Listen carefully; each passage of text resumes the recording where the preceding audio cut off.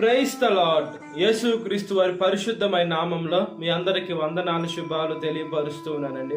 యోహాను సువార్త 14వ అధ్యాయం 14వ వచనం, నా నామమున మీరు నన్నేమి అడిగినను నేను చేతును అని దేవుని వాక్యం సెలవిస్తుందండి.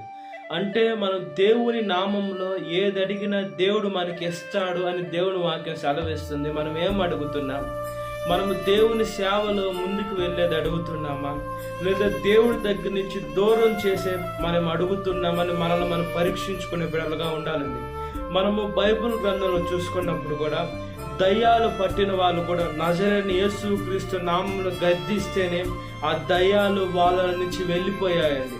కాబట్టి దేవుని నామము శక్తిగా ఉంటుంది. ఆయన నామము నిజమైన నామము, బలమైన నామము.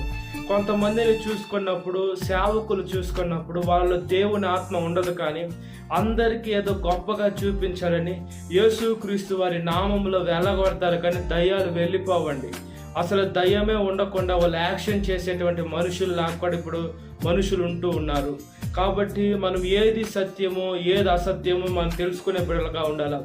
దేవుని సేవకుల్లోనే మోసం చేసే సేవకులు కూడా లేకపోలేదండి. కాబట్టి మనకు వాక్యం, మనం ఎప్పుడైతే వాక్యానుసారంగా జీవిస్తుంటామో అప్పుడు మనకు వాక్యం తెలుస్తుంది.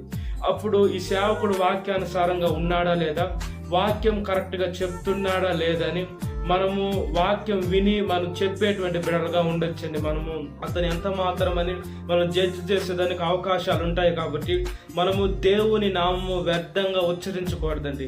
కొంతమంది ఏం చేస్తూ ఉంటారంటే, కొంతమంది ఎగతాళి చేసేదానికి యేసుక్రీస్తు నామం అని ఎగతాళిగా కూడా మాట్లాడుతూ ఉంటారు.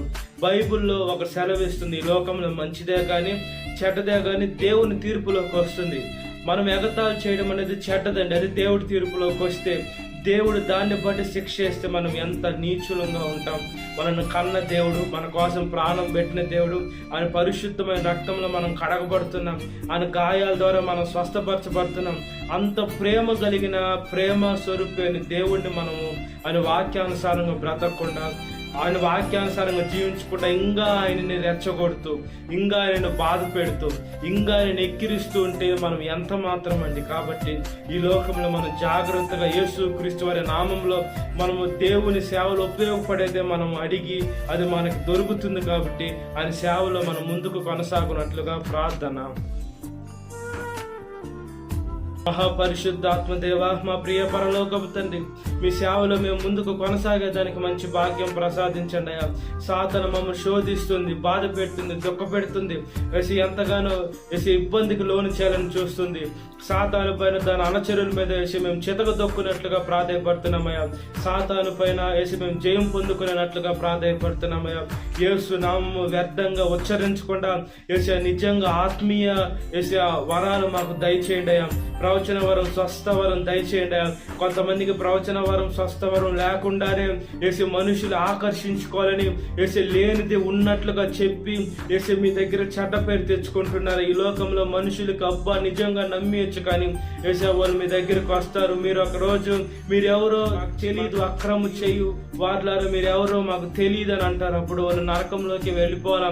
వేసే మీ నామంలో వాళ్ళు ఎంత చేసినా కూడా మీ వాక్యానుసారంగా జీవించుకుంటే అది వ్యర్థము. కాబట్టి ఈ లోకంలో మేము జాగ్రత్తగా బ్రతుకున్నట్లుగా ప్రాధాయపడుతున్నాం. చూసే చూపు, నడిచే నడక, చేసే క్రియ ప్రతి ఒక్కటి ఆశీర్వదకరంగా, దీవెనకరంగా, మహిమకరంగా చేయమని సాతాను చదువున ప్రతి ఒక్క బిడ్డని విడుదల దయచేసి ఈ వాక్యం వీటిన ప్రతి ఒక్క బిడ్డని పేరు పేరు వచ్చిన జ్ఞాపకం చేసుకొని ఈ దినకాలపు దేవుని తెరపమని యేసుక్రీస్తు వారి పరిశుద్ధమైన నామములో మిక్కిలి వినం తడుచున్నాను నా పరలోకపు తండ్రి. ఆమేన్. Praise the lord. God bless you. Have a great day.